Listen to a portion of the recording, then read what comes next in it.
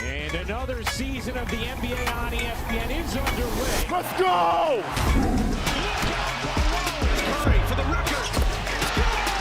We have a liftoff. Leonard to the crowd.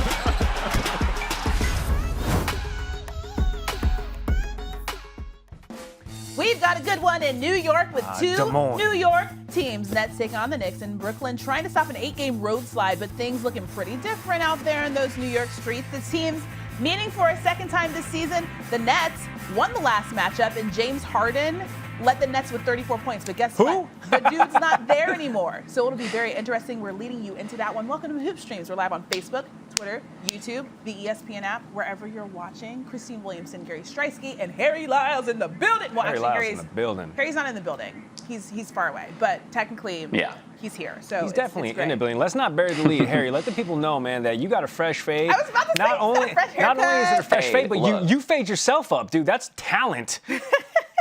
Listen, I had to drop the curls, right? The Mahomes look. And when I went to the grocery store today, this guy usually calls me Mr. Mahomes, and I got Curry today. So it's a new season. Perfect timing. That's an upgrade.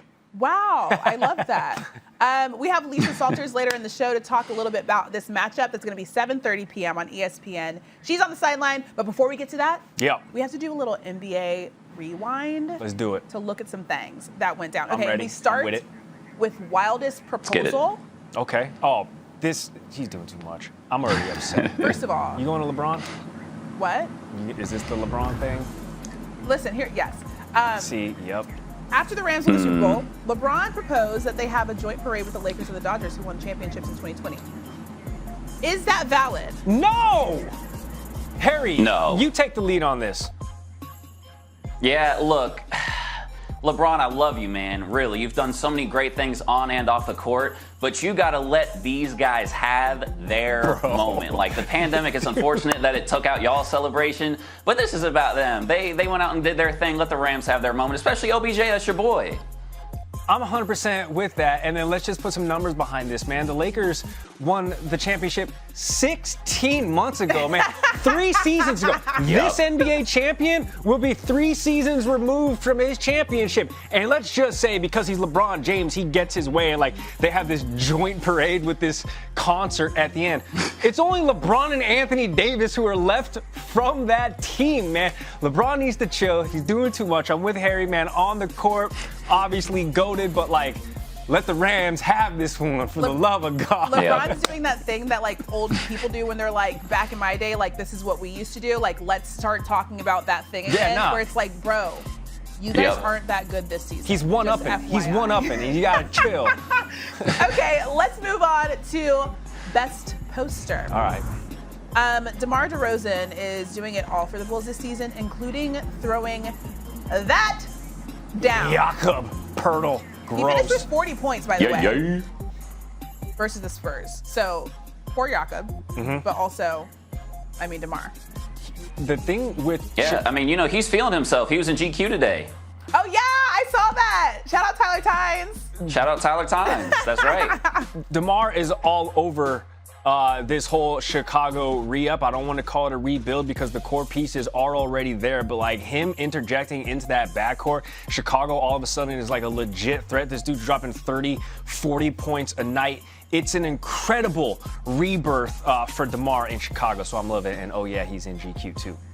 Beauty. Looking great. I mean, that's everybody's dream. It's good. It's good to see him succeeding, right? He's a good dude. He obviously was the cornerstone in Toronto for a long time, and now he's putting up numbers that honestly I don't think anybody really thought that he would be able to do in Chicago. This dude's on top of the world right now, and I think that dunk shows it. Love that. Okay, that was good. How about we go to worst impression? So James Harden joined the 76ers in Philly last night. First of all, I do like his outfit, but Joel Embiid appears to be taking some notes of his teammate already. He was wilding for that. He really tried. Look at his face. He tried to step back, and then obviously that's a travel, bro. What are you doing? That's quite unfortunate right there. Look, to me, this is like cooking food, right? Like for me, I'm just going to make a frozen pizza because that's my lane. My friend Marcel, who is our Dolphins beat reporter here for ESPN, he can make dough, right? Cheese, all this kind of stuff, make this beautiful pie. Joel Embiid needs to stick to frozen pizza and let James Harden make the pizza from scratch. That's just not his vibe. I just love, though, how JoJo, it's like such his character to have his new guy, and check this out, dude. Let me pay homage to my new teammate over there sitting on the bench. Check this out. And then just get completely spited out of the gym. But C-Dub, I have to revisit the statement you made ahead of that you did like his outfit. Yeah, and you are great. the first and only person who has said that since this hit Twitter last night. So I need you to break down the fit for us. Let me just tell you something about James Harden's stylist. Okay, now actually, I was looking at some outfits from a while ago that James Harden wore at the All-Star break because we're doing something for All-Star. And do you remember when he wore that raincoat, that clear raincoat where he looked like he could have been in Psycho, and he looked insane? It's like, first of all, you're in Atlanta. Why are you wearing a raincoat indoors? So sometimes things Not don't helping work his out. cause right now. However, Yeah, shoulder pads on last night. shoulder pads are. Hello, I have shoulder pads on right now. What are we talking about? Yeah, but it's James Harden, you know how tight those bench seats are? You don't need to be adding all kind of extra Yeah. width. Listen, whatever. It was a great outfit. Slow key selfish. It was a great outfit, okay? It is. He Look looks at great. that. Look at Looks that. like That was amazing. the last airbender. Here's the thing about that. Most people can't rock it. And most people shouldn't rock it, C-Dub. And he can't either. James Right. Harden isn't most people. What do you mean? Most people shouldn't rock it. Oh my goodness. Anyways, let's go on to best buzzer beater. Okay. Gary, by the way, only wears black tees and black sweats literally every day of his life. It's so simple. I feel like It's simple. he- Hey, I'm a simple. Hey, that's Talk safe about though. it. I'm a simple guy. I'm a simple guy. Best buzzer beater, same game. Jaylen Brown had a little better luck. He knocked down this three-pointer at the first half buzzer to cap off a 26-point first half performance. He went 5 for 5 from deep in the first half to lead the Celtics to a 135-87 blowout win over the Sixers.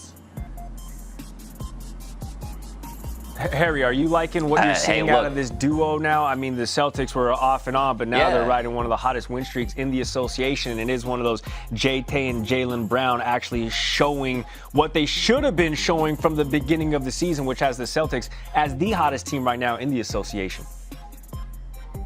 Look, when these guys are cooking, there are not many more teams that are fun to watch. Like, both of them have different skill sets. I know a lot of people try to say that, they're going to have to trade one or the other and kind of, blow this thing up. But look, that's what a great thing they got going on in Boston. I think it's going to take some time to get it figured out. But Jaylen Brown, shout out Jaylen Brown, Marietta, Georgia. You see that helmet right there, Walton High School? He went to our rival high school, Wheeler. Still got love for you, man. Make it happen. Make my man an all-star. Come on now. Wait, Harry, I got to ask you, he went to the rival high school. Did he just dust your school?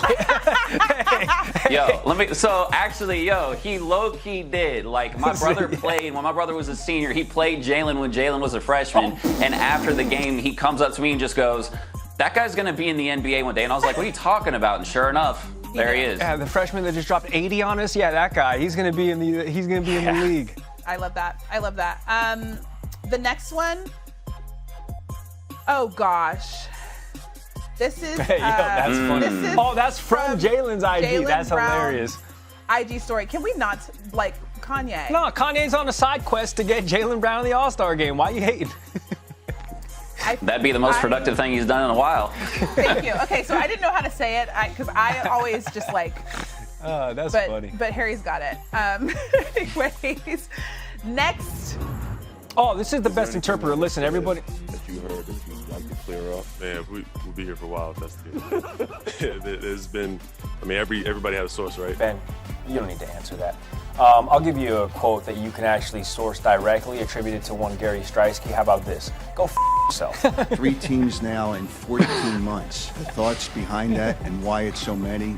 I mean, it wasn't playing like James, this. I got this one. First off, nerd, 31469. What is up with all of these numbers? The only numbers that James is concerned with is 76 ers. I'm just looking forward to getting back on the floor and building something great here. And who can blame him? Brooklyn, up and coming, hip, cool, new. Philadelphia, they haven't built anything great since 1776. It's a time where I needed to be around guys that I know that want to win or willing to do whatever it takes to win. Here's the thing. When he says whatever it takes, even outside of a game, at practice, getting those shots up, outside of practice, getting those shots in, if you know what I'm saying. Kyrie? Hearing you and Joel, do you see that being possible? I'm sure you see that being possible this year. Hell what will yeah. it take to make it happen? Was that a hell yeah? Hell yeah. If I could just chime in quickly here, James. I think for the official record, what he meant to say was hell yeah, brother. Hell yeah, brother. Oh, yeah, so as you guys know, James Harden and Ben Simmons hit the mic with their new franchises yesterday for the first time, but these guys have been vilified up and down, so they enlisted my media and journalism acumen to kind of translate things with those questions. Did you guys think I did all right? I mean, Harry? I thought it was great. Yeah, see? Yeah, no, I mean, it was great. In fact, I was going to ask, what's the rate? Because if you want to, be my interpreter, I'll take that, actually. Supermax deals only, man. So, we could definitely talk. We could definitely talk with a couple of years. It's like Ben Simmons and James Harden money. Oh, my gosh. That was funny. Gary, don't you have speaking of that. Yes. All right, yeah. I mean, listen, it's been a whirlwind 48 hours for me. I was in Brooklyn. I was in Philly. Every 4-letter network, I'm kind of trying to infiltrate right now. So I was on House Hunters yesterday, buying a new property because I'm trying to stick around ESPN. This is like a real thing, right? I was trying to choose a new house. I know that you said you DVR'd it. C-Dub, Harry, I'm going to send you the link. You can check it out. Let me know what you think. And that got us thinking, even though the trade deadline has come and gone, there is one big all-star who is unfortunately hurt and he's done for the season, and one Bradley Beal who's coming up on an option year, and all of the rumors and talks are swirling. Is he going to commit to DC? He's already spent a decade of his life in the nation's capital, but for what? So let's kind of circle through some of these markets, some of these teams, some of these other places where he can find a house and find a new city to call home. So let's throw up some graphics if we have any. This is Agent Gary Striewski. Look at that. Of course, you see the face matching the hands. So, hey, we got some property here. Let's go ahead and take a trip out west to Utah.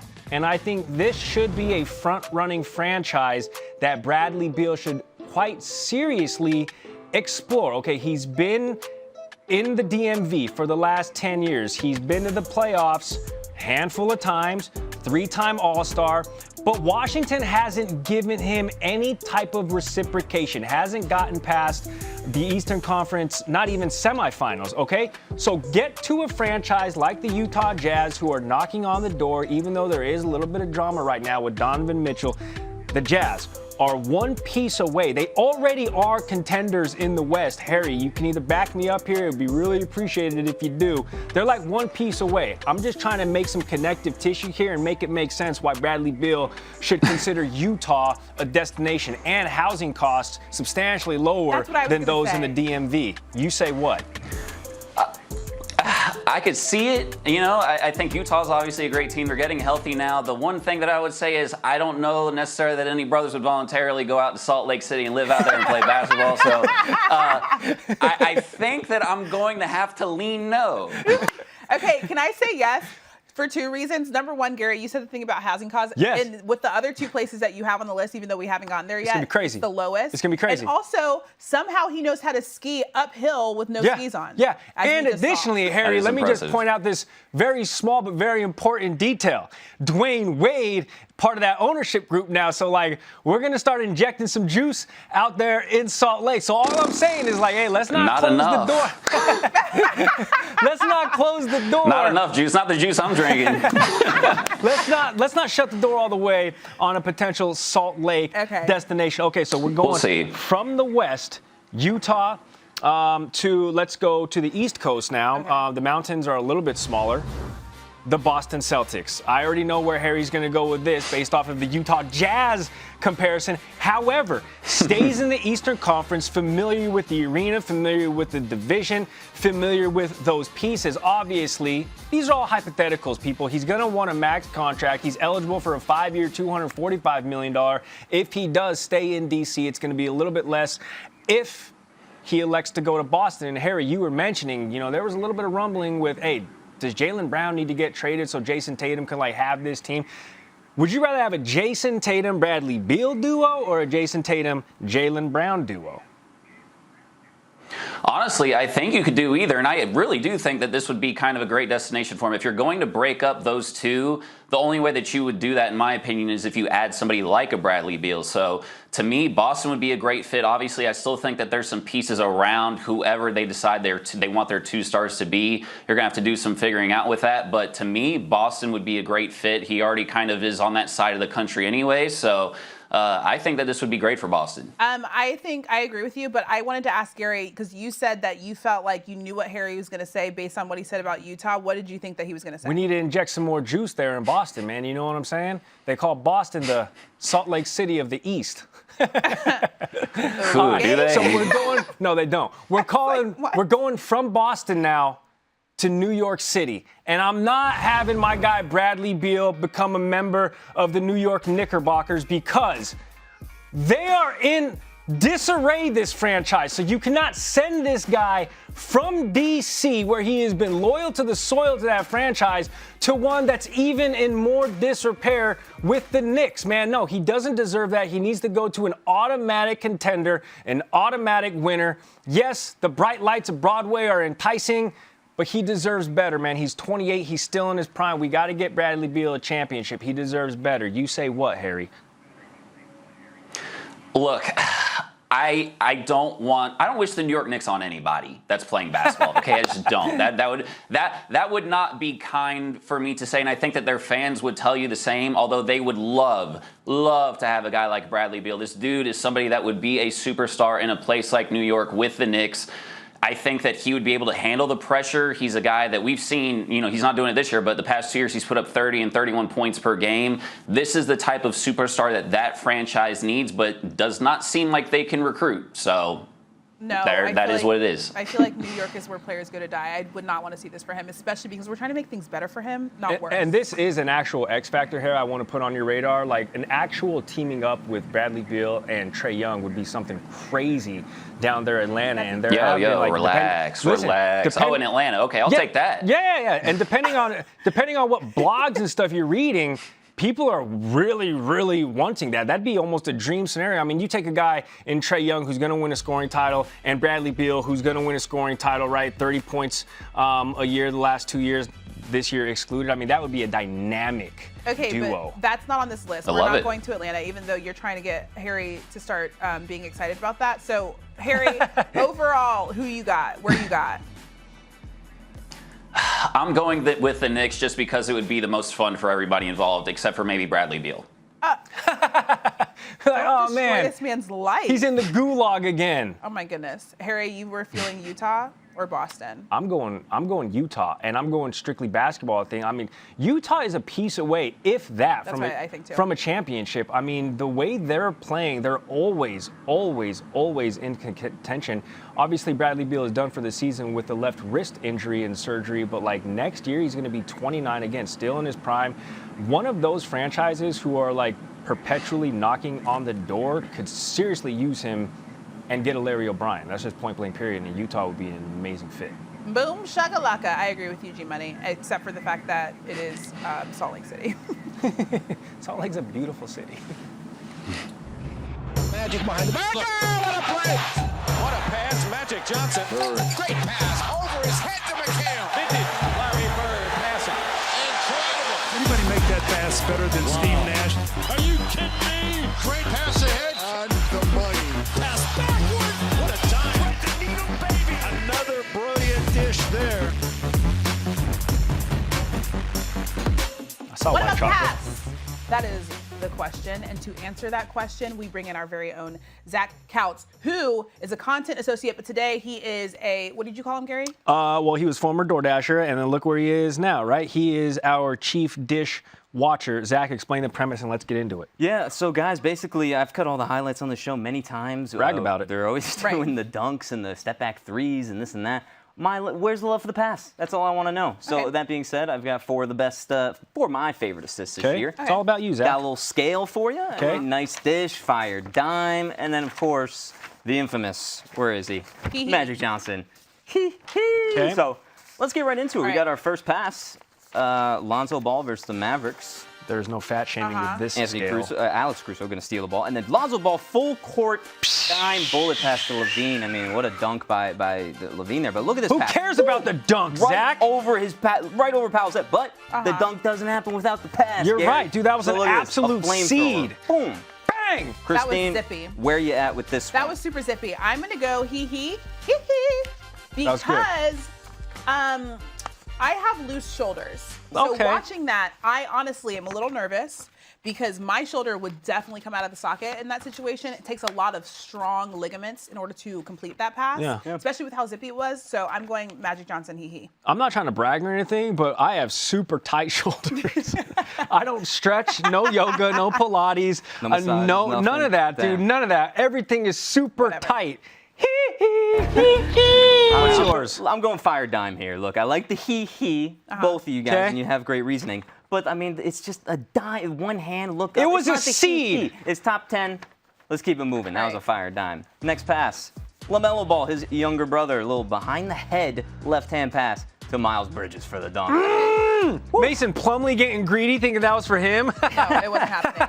The audacity. Okay, so for me, I'm going fire dime because it was a great execution. I will, however, say Miles Bridges was coming from his right side, so he technically was watching him. If you look at his eyes, he was watching him as he went around, so it wasn't a no look. It was very athletic, but fire dime. Dude, if we're going to sit here and compare balls, I'm going LaMelo right here. Lonzo's were nice. However, LaMelo, he was in motion, poetry in motion. Mason Plumlee almost sabotaged the whole thing. Yeah. And then Sky Miles with the flush. The Airbnb connection. I'm going, Mason Plumlee's like, this is my chance. This is my chance. And Miles Bridges was like, come Sit on, down, man. Mason I'm going Plumlee. fire dime here again.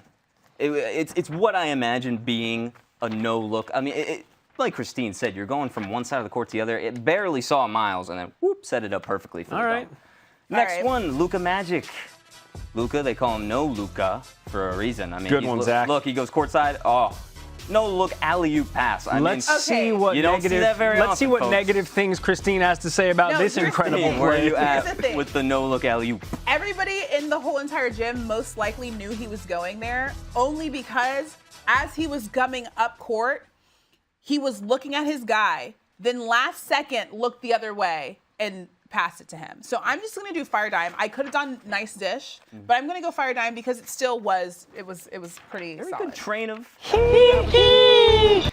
Yes, it's easy for us to break down that film listen to frame by Gary. frame like No. the Zapruder film in Dallas. However, game speed, full motion, trying to get a bucket, you can't see where his eyes are going. He's got crazy eyes, man. It's Luka. He's got crazy eyes. You don't know where he's going, so give me the You can't, hee-hee. just Look. FYI, please do not give everybody hee-hee. Look, I understand. It's just a little oversaturation with Luka. We see it all the time. The no look alley. This is a nice dish from Luka. Hey. We see it all the time. Basic, I need to see basic. something else.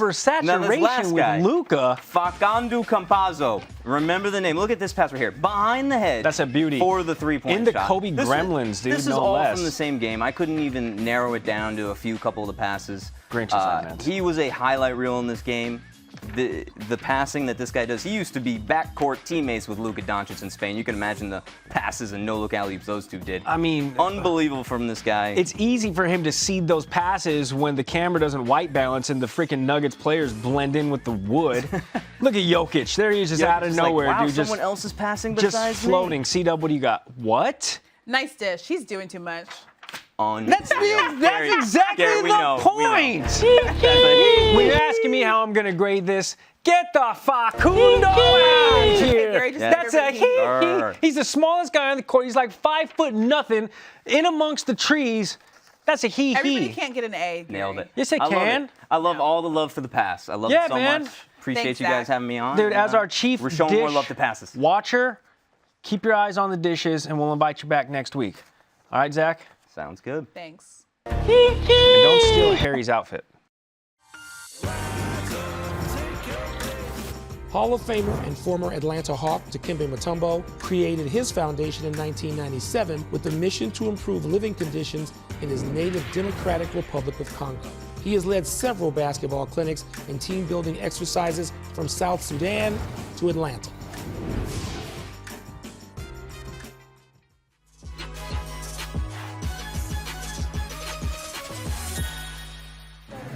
All right, it's time for the main attraction. That means Nets, Knicks, and to talk about it, we have who will be on the sideline tonight, Lisa Salters. And Lisa, it's very safe to say that things were very eventful for the Nets at the trade deadline. I feel like that's honestly an understatement. What is the sentiment like on this Brooklyn team post Harden out, Simmons in? Yeah, well, all of the coaches and players that we've spoken to, they all seem very excited. To say the least, especially the incoming guys, the guys that the Nets got in the trade, guys like Seth Curry, Andre Drummond, and Ben Simmons, all talk about the possibilities, what this team could be when everyone is healthy and gets out on the floor. Ben Simmons obviously did not play in Monday's win over Sacramento, but he did talk to reporters yesterday for the first time since the trade and really just talked about how scary he thinks this team is going to be. He said when he gets out there with Kyrie Irving and Kevin Durant, he said when we're playing at the pace that we all know that we can play, that this team is going to be unreal. And one of the Nets players who's been here all season, Bruce Brown, he said something really interesting after Monday's win. He was asked if he thought that the win could be a turning point in the Nets season. And he said, it's just a great vibe in the locker room right now, that everything just kind of shifted after the trade deadline. And he said, everybody likes everybody. The reporter followed up and said, whoa, whoa, whoa, whoa. Was that not the case before? And he said, no, everybody liked everybody, but we're just closer now. So I think he tried to step it back a little bit, but he said what he said. Everybody likes everybody now. So I think the Nets are all really excited about where they can go. Yeah, Lisa, that's because everybody heard what James Harden said at his press conference talking about, oh, yeah, I'm playing with guys who are winners now in Philly. Yeah. Kyrie and KD have rings. So let's focus, though, in Brooklyn. Of course, we didn't see Ben Simmons, like you mentioned. How has he been able to integrate himself onto the team, and when should we expect him to suit up and see himself on the court with the Nets?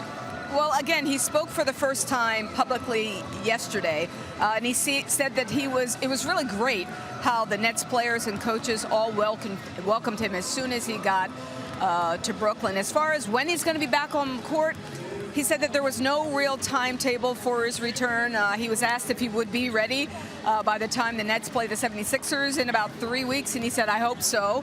But again, he said physically he feels good, but this is all about his mental health. And he said he doesn't care what people think. He doesn't care if people don't believe that he has struggled with mental health issues, but he said that is the main thing that kept him off the floor this season so far. He said it wasn't about the 76ers organization. It wasn't about any player. It wasn't about any coach. It wasn't about ownership. He said it didn't have to do with anything that anyone said or did. It was about him. Not feeling like he was in a good place. And he said he requested a trade because he knew that he wasn't the player and the person. He wasn't in the headspace that he wanted to be in. And he said he requested a trade because he thought he needed to go somewhere else to get to that place. Now, Lisa, obviously we've got tonight's game, but kind of moving forward here, the Nets obviously recently just snapped their 11-game losing streak, and the Knicks have only gotten 3 out of their last 15. After the All-Star break, how are these teams looking to kind of reset once the break happens? Well, both teams obviously need to reset, right? And so the break is coming at a good time. But I think that the Nets are probably much more optimistic about their chances. They're sitting in the 8th spot in the West, or in the East, excuse me, right now. So they're kind of already in that playoff picture. And think about it. After the All-Star break, they can look towards getting Ben Simmons. And in fact, Ben Simmons might even be back before the break. Who knows? But they know that they're getting Ben Simmons back imminently. They know that Kevin Durant is eventually going to be playing again, probably in another 2 or so weeks after the All-Star break. So reinforcements are coming for the Brooklyn Nets. As for the Knicks, they've dug themselves into a much deeper hole. They're currently 12th in the East. And their team pretty much is what it is. They're going to get R.J. Barrett back. And Derrick Rose, I just spoke to him. He plans on making a return sometime in the next 7 to 10 days after the All-Star break. But again, they're in a much deeper hole. So I think that the Nets are much more optimistic about their chances of making a playoff run post-All-Star break. Yep, things looking up for the Nets. Not so great for the Knicks, but we'll see how this matchup goes tonight. Thanks so much, Lisa, for joining us. Okay, so knowing all that we know, Harry Lyles, who do you think is going to win this matchup tonight? I'm going to go with the Knicks, and I think the crowd is going to be a big part of that. This is somewhat of an in-town rivalry, obviously, and Knicks fans, that arena is always loud. It's going to be a little extra loud tonight. They're going to come out with the win. G-Money? Yeah, I'm going Nets. I don't know. They snapped the 11-game losing streak. There's just like a little bit more energy in there. I think Seth and Andre are like, obviously Ben Simmons is the headliner here, but man, those two pieces are going to be absolutely gigantic for the Nets. I think they continue their winning ways. Yeah, Seth went off in the last matchup, 34 points. Okay, I'm going to say the Knicks only because the last time that these two teams played, James Harden went off and they won, and there's obviously no James Harden. So, I'm just going to go with the Knicks for that reason, even though that's not really a good reason. Because if you're wrong, you owe me $100. So does Harry. That's fine. Harry going to Venmo me. All right, guys, the game is right now on ESPN. If you're watching on the app, you can sign in, authenticate, and we will see you next Wednesday. Bye. You're a rapper, aren't you? And a singer. You got some bars, huh? That's crazy. That's crazy. She really is talented.